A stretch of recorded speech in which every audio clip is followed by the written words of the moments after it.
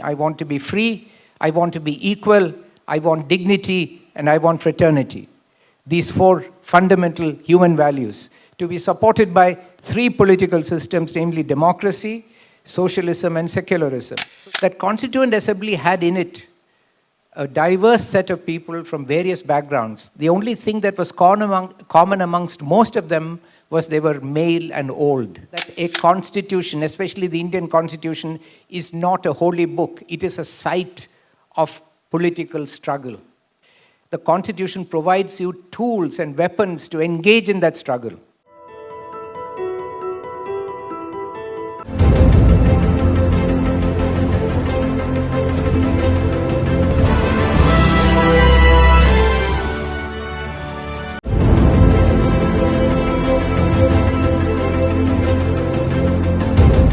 Our story goes back many thousands of years.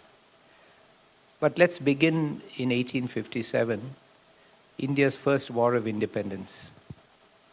At the end of that war, one thing was very clear. The British had escaped defeat by the slimmest of chances, but they were not going to rule for long. They had been grievously weakened. In the late 19th century, it was also clear that if the then greatest colonial power was too weak to rule India, there would be no substitute. And India would have to be ruled by Indians.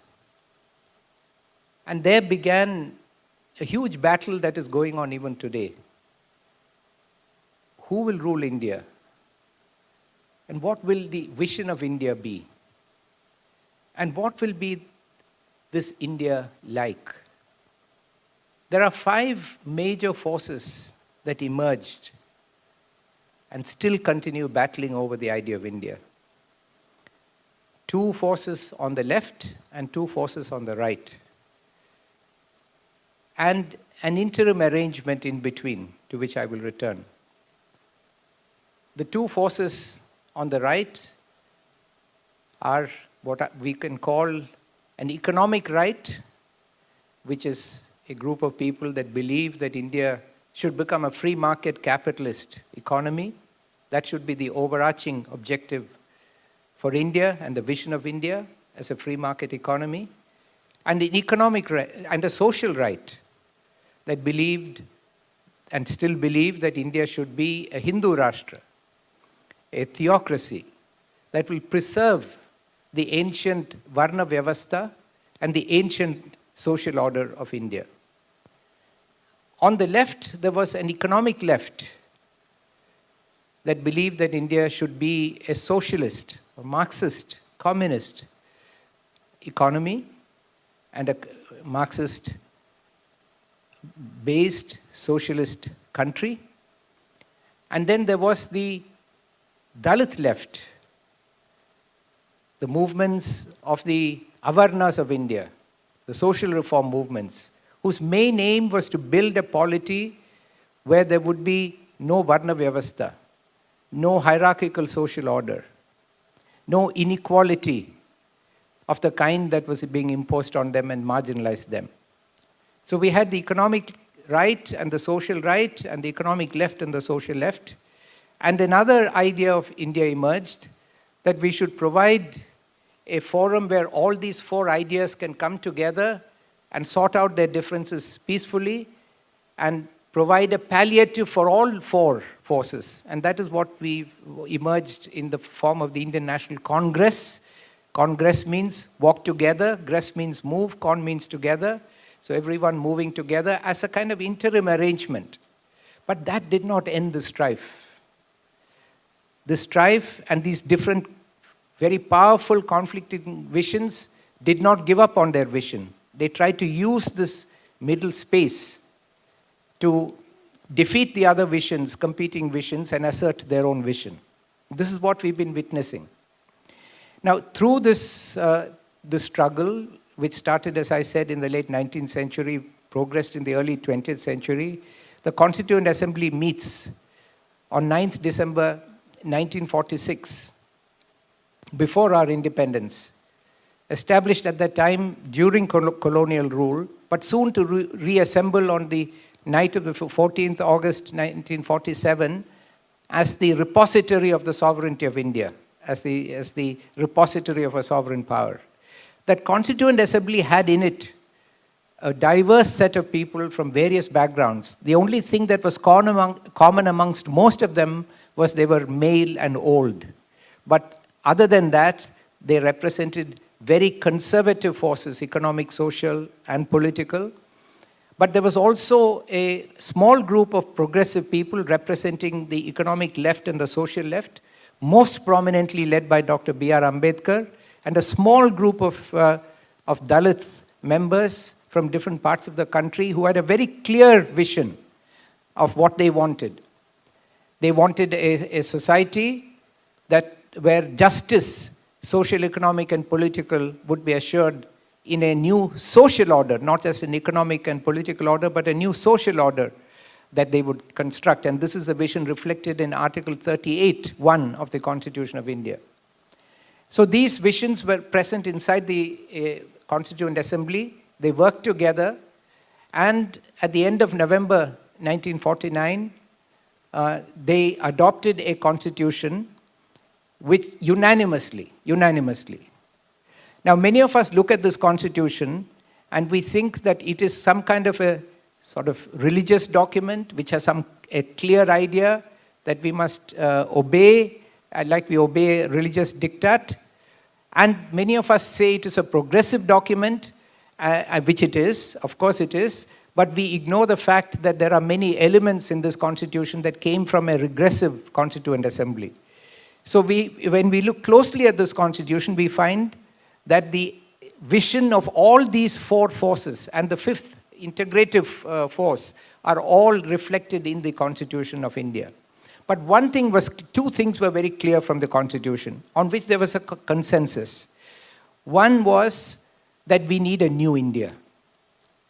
All four forces wanted a new India. One may have wanted that new India to be a continuation of the old India, but they wanted to construct a new India where there would be no doubt that that new India would be guided not by any colonial or foreign ideas, but by the old Varna Vyavastha ideas. And the others wanted brand new ideas of India. The second thing was that there was a consensus that to construct this new India, we needed a new social order. And that's why Article 38(1), which is really the mandate of the Republic, says that the state shall promote the welfare of the people by securing as effectively as it may a social order in which justice, social, economic, and political inform all institutions of national life. The emphasis was on the social order. So we could say that the consensus was that we need a new India and we need a new social order. So we are now not talking about the India that existed 5,000 years ago. We are talking of an India that came into existence in 1950 with the Constitution. The vision of India came into existence in 1950 in this Constitution.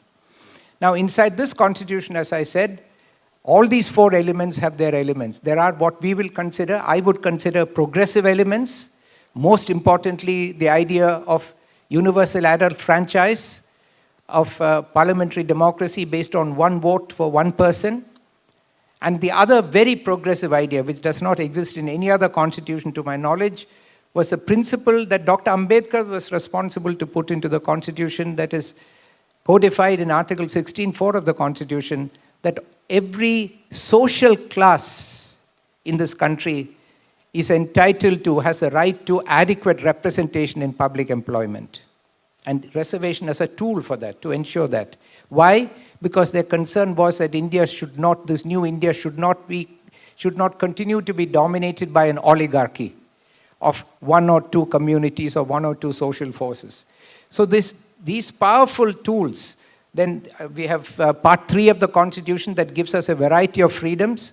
In particular, 4 fundamental values became central to this progressive vision, which none of the other forces could oppose because they were so universal and so unexceptionable.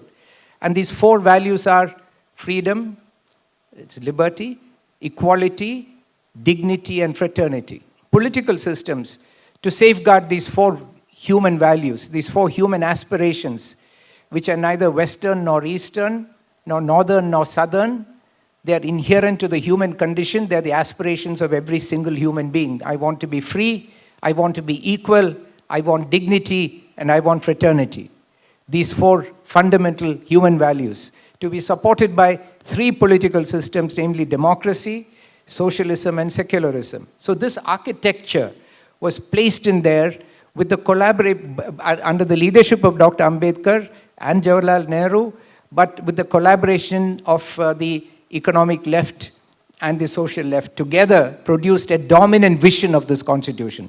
But inside the constitution, we find provisions for preventive detention, provisions for potentially creating a unitary state by dissolving states, as we have seen happen recently, and many other provisions that are really against the concepts of federalism, democracy, decentralization, and devolution, which are fundamental to this predominant vision. When we look back at the last 75 years, we find that the economic right and the social right initially were clashing with each other because the vision of the economic right is primarily modern. They want modern capitalism, modern ideas, whereas the vision of the economic right is regressive. They want to go back to an old society and maintain a feudal society. So they were not working together.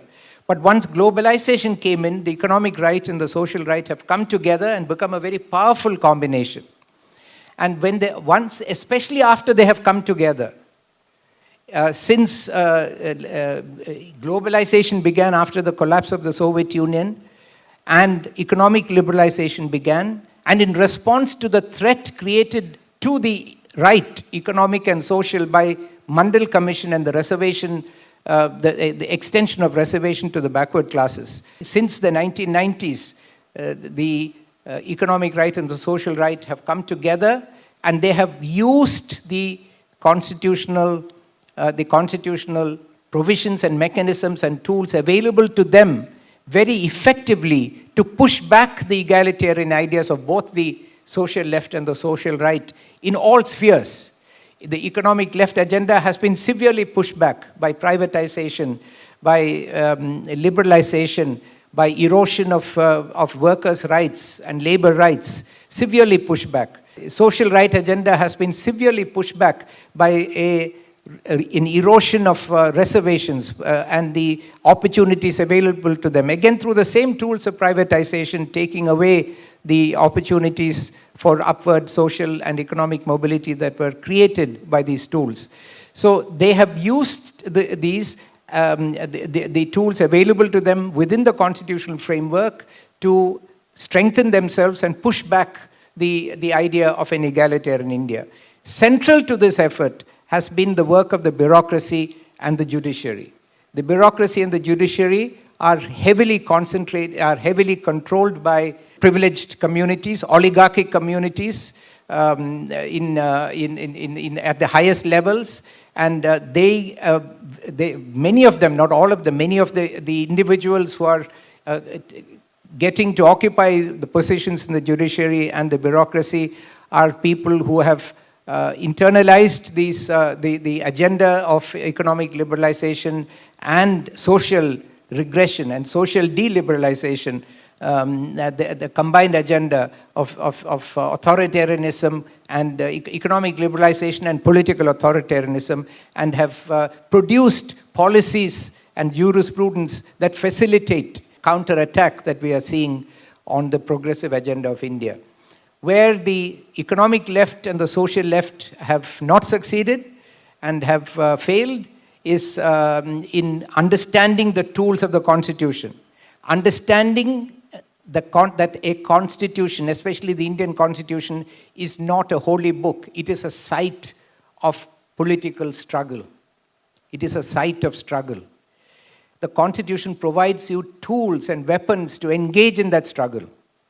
If you use those weapons to your advantage, you will win the political battle. If you fail to do so, you will lose the political battle. But those weapons are malleable weapons. You can interpret them in different ways. They are like the weapons you see in video games. You know, they transform, they change into different weapons very rapidly.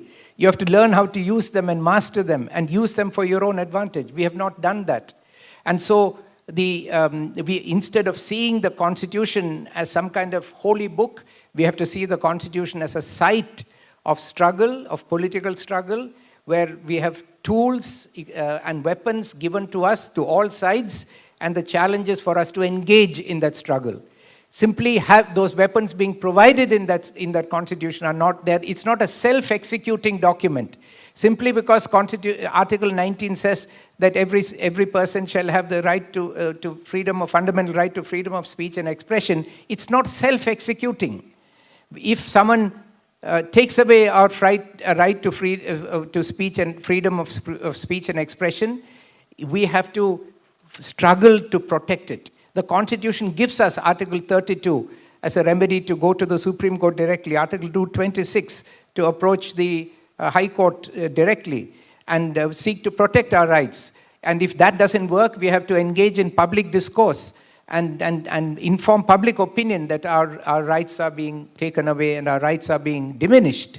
And public opinion, ultimately James Madison, the 4th President of the United States, and the Ambedkar of America, the father of the American Constitution, said once, very succinctly, he said, all government rests on public opinion.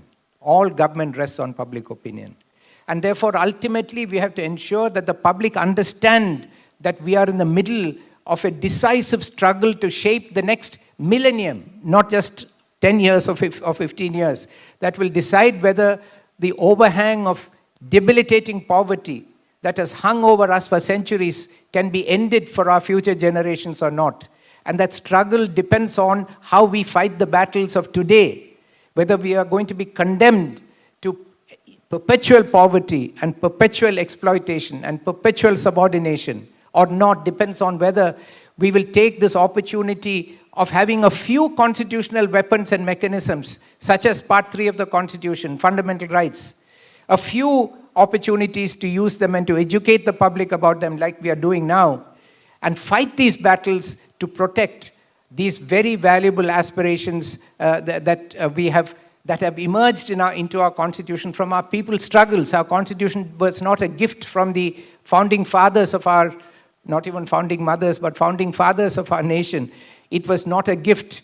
The Constitution is the result of the blood, the sweat, the tears, and the suffering of the common people of this country, of millions and millions of people who struggled in thousands and thousands of movements to produce these values and find place for them in the Constitution. Produced an Ambedkar, produced a Dakshayani Velayudhan, who could sit in that Constituent Assembly and demand that these rights must be in this Constitution in a manner that no one could refute. So these tools are there for us. We must take these tools. We must struggle to fight for this vision of a country where every individual, regardless of our birth, is entitled to the same freedom, the same equality, the same dignity, and the same right to fraternity as anyone else. This is not a dream for the rest of humanity. Why should it be a dream for 1,300 million Indians who still live under subordination, inequality, and oppression? And so, whether it is gender, whether it is caste, whether it is economic exploitation, we must fight these dehumanizing ideologies that justify these results, and we must move towards a new future. And we can do that by engaging in the struggle, using the space and the tools that the Constitution gives us.